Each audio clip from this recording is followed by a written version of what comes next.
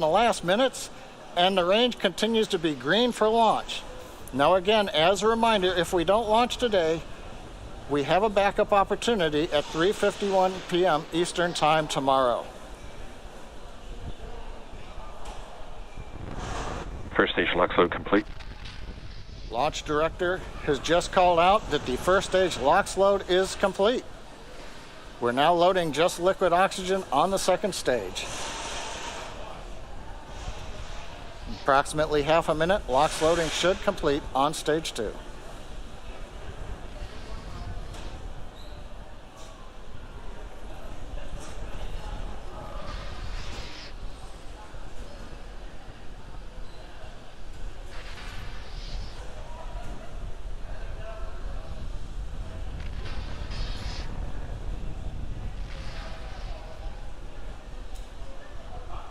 T-minus 2 minutes. That announcement tells us that that chillin that we began at T-minus 7 minutes has lasted long enough. And we are good for the ignition sequence on the Merlin engines coming up in just over a minute and 40 seconds.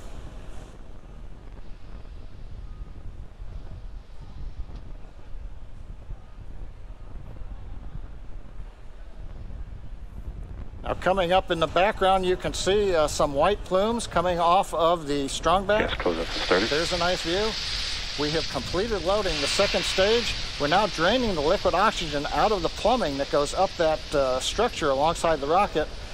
And as we vent off the gas, you get that nice long plume you see there where that humid Florida air meets the ultra cold gaseous oxygen, condenses, giving you that nice white fog. That's normal for this point in the count.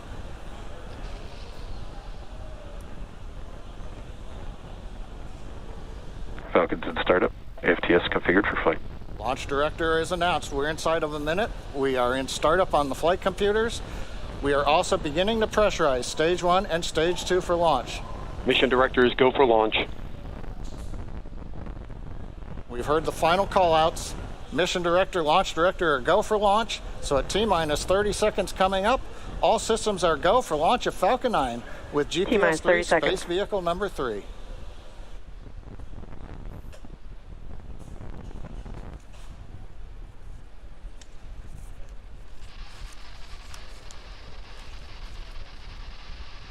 T-minus 15 seconds. 10, 9, 8, 7, 6, 5, 4, 3, 2, 1, 0.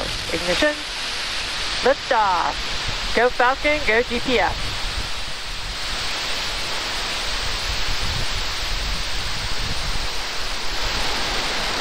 Vehicle is pushing down range. Chamber pressure down.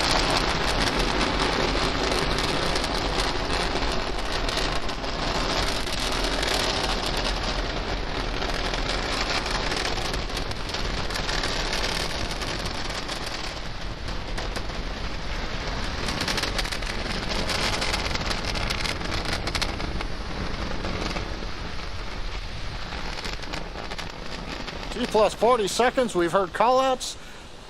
And now we're entering the throttle bucket. We're powering down the Merlin engines to relieve the acceleration as we get ready for the period of maximum dynamic pressure. We're in the throttle bucket. Now we're beginning to power back up. We hear the call out exiting throttle bucket. The 9 Merlin 1D engines going back to full power. And we are now supersonic.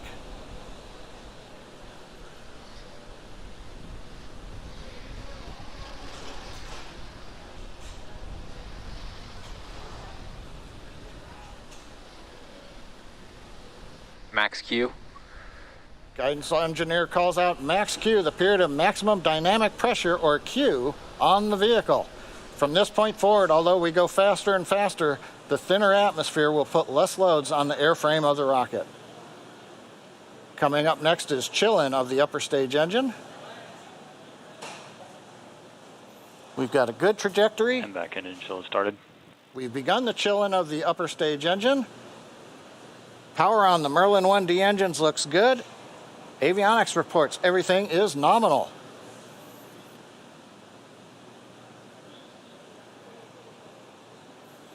And We're at T plus 2 minutes into flight. Next major activity. In half a minute, shutdown of the 9 Merlin engines, separate the first and second stage, and ignite the second stage engine to carry GPS and the second stage into the first of 2 orbits today. This one will be the initial parking orbit.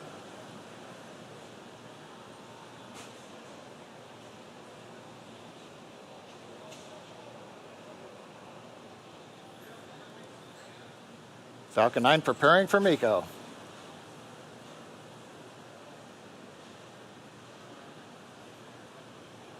And MECO. Stage separation confirmed.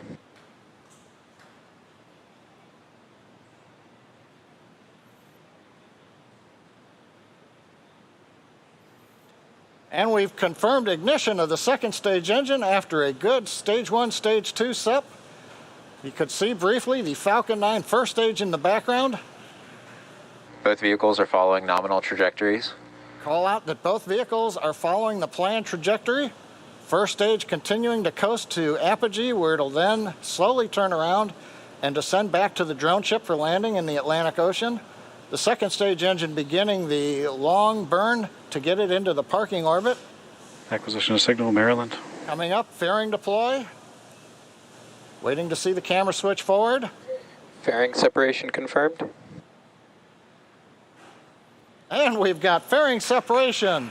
The 2 halves of the Falcon 9 fairing separating, the pneumatic system unlatching the locks that hold it together, and then the pneumatic pushers separating the 2 halves. As the fairing falls away from the vehicle, we can see on the left side of the screen the grid fins, the large titanium castings that are mounted to the first stage have deployed. They'll be used later as we come back into the atmosphere for precision guidance of the first stage to land on the drone ship. On the right-hand side, we see the second stage engine continuing to burn. It's at full power. Everything's looking good with the trajectory. So at just past T plus 4 minutes into flight, everything is go on the flight of Falcon 9 with GPS 3, space vehicle number 3.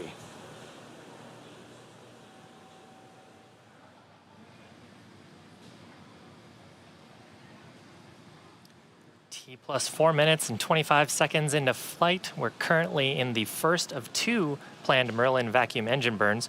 Currently looking at the data, the second stage engine burn is nominal. On your left-hand screen, you can see the first stage as it's performing that reorientation that John and I talked about.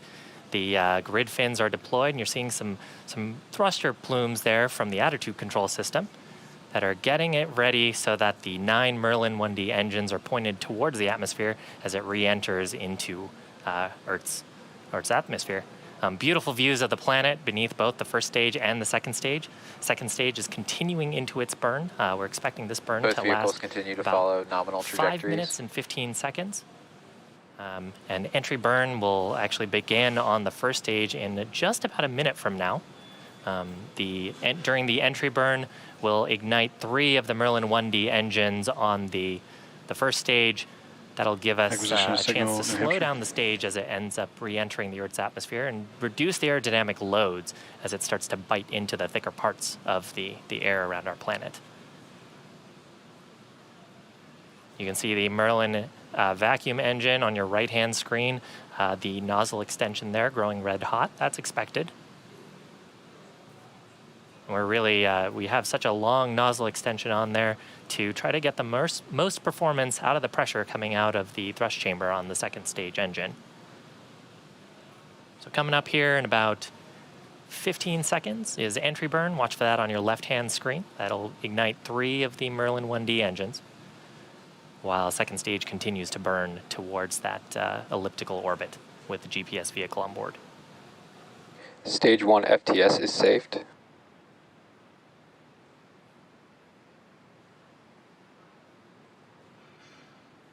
Stage 1, entry burn has started. There's successful ignition of the 3 Merlin 1D engines on the first stage. We're expecting this burn to last just about 30 seconds.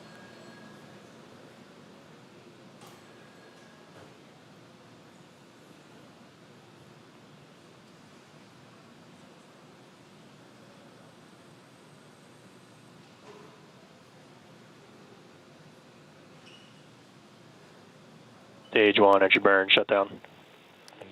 You see some bursts there Successful shutdown of the engine and some attitude control bursts just to get that orientation right. Now, once we get into the thicker parts of the atmosphere where those grid fins have some aerodynamic control authority, they will do most of the guiding to take the first stage towards our drone ship, named Just Read the Instructions, which is about 350 nautical miles off the east coast of Florida. Coming up at about 50 seconds from now, we'll have two events happening about the same time. The first stage will ignite its single center Merlin 1D engine for landing burn.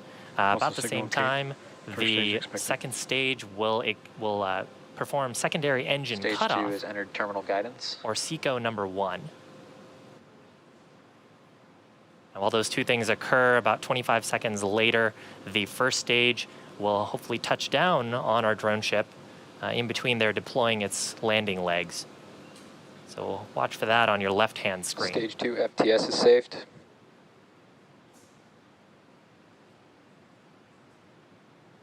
Drone ship, AOS. Stage 1 landing burn is starting. Ignition of that center Merlin engine on the first stage. SECO 1. Successful confirmation of shutdown of the Merlin vacuum engine. The guidance engineer is evaluating the orbit of the second stage now. Nominal parking orbit. Nominal parking orbit, Landing that's legs exactly out what we want to deployed. hear. Landing leg deployment looks like right down the center. And Looks stage like 1 a is successful landed. landing. Recovery operators move into I see it for 11.100 stage. on Excellent. UTF-9. So that, we first flew Falcon 9 10 years ago, actually this month. Since then, it's completed 88 missions, and now the most flown operational rocket in the United States. This mission completed its first landing, and hopefully we'll have many more to come. Stage 2 expected. The vehicle is now, we're actually going to enter into our first coast phase, now that we know that the second stage is in a successful parking orbit. That coast phase will last about 54 minutes and will end with our second stage relight at about T+1 hour and 3 minutes. We're going to come back shortly before that to cover the second engine start, number 2. Now, as we had mentioned earlier, today's mission is dedicated by the Space Force to the memory of Colonel Thomas Falzerano, commander of the 21st Space Wing at Peterson Air Force Base in Colorado. As a leader of the Air Force's 5th largest wing, he commanded a workforce of approximately 4,300 space professionals worldwide. We'll now hear from General Raymond and a number of Colonel Falzerano's colleagues in the Air Force and Space Force about the impact he had on all those he worked with.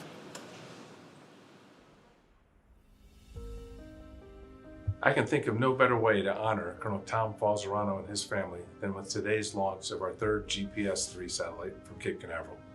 As a former commander of the 45th Operations Group, Tom not only understood the critical importance of our launch capabilities here on the Eastern Range, but he dedicated his entire military career to ensure our nation's space capabilities like GPS continue to fuel our modern way of life and our modern way of war.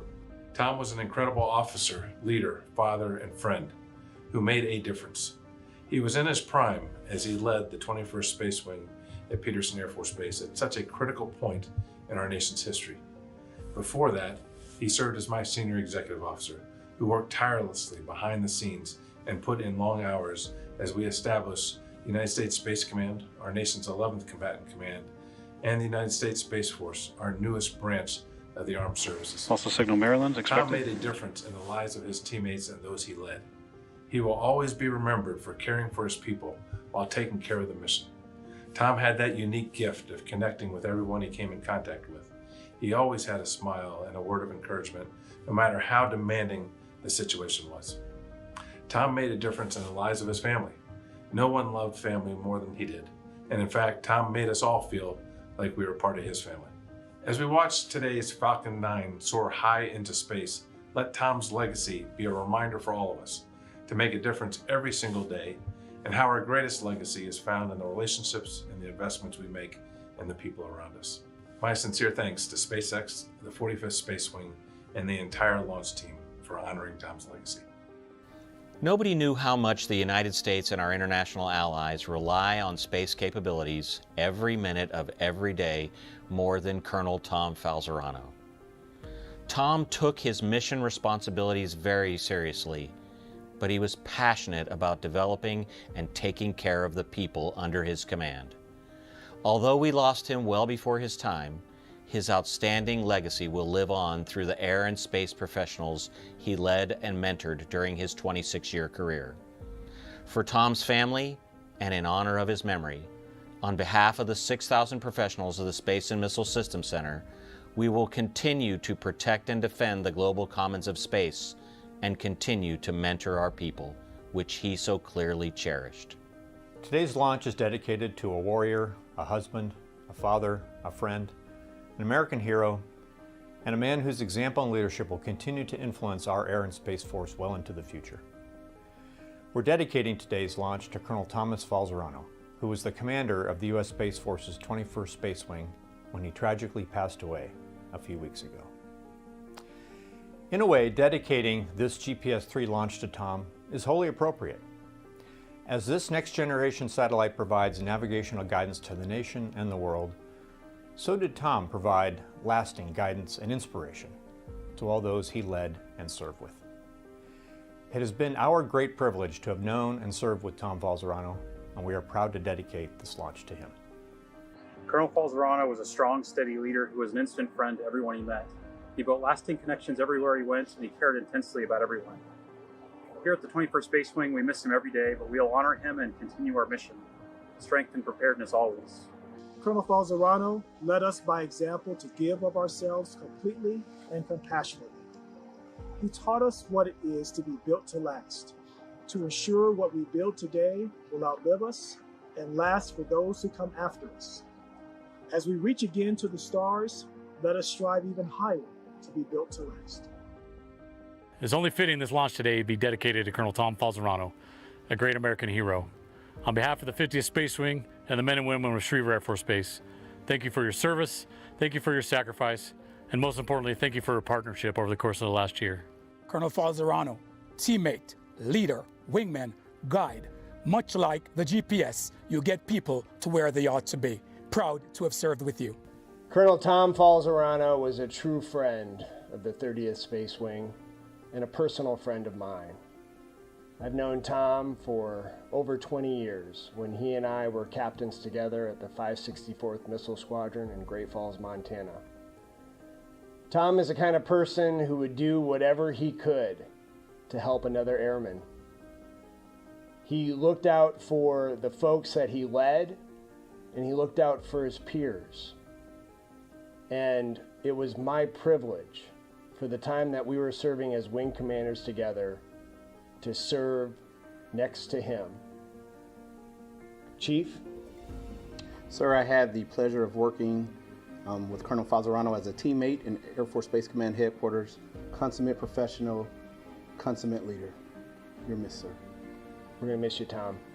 It is so fitting that we as an Air and Space Force remember Colonel Tom Falzarano with this GPS launch. Tom spent a lot of time in Florida, and in particular, as the 45th Operations Group Commander, he sat on crew for many of our nation's most important launches.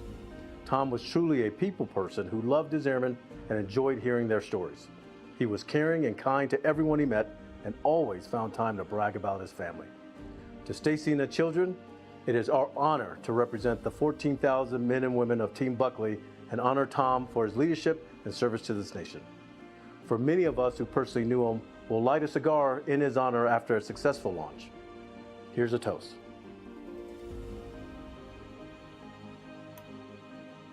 It's my pleasure, along with other leaders of the United States Space Force, to honor the life of Colonel Tom Falzarano during the SpaceX Falcon 9 launch of the next GPS satellite. Colonel Falzarano is a former commander of the 45th Operations Group, and his legacy is felt throughout the Eastern Range. We have a saying in the 45th Space Wing: once a shark, always a shark. And the sharks of the wing are so sad to hear of the passing of Colonel Falzarano. We'd also like to pass on our condolences and tell Stacy and the children that our thoughts and prayers are with them. Falzy, I just want to say thank you for your many years of friendship to me personally, and to your many years of service to the United States and the United States Space Force. You left us too young. You are and will continue to be missed. Thank you.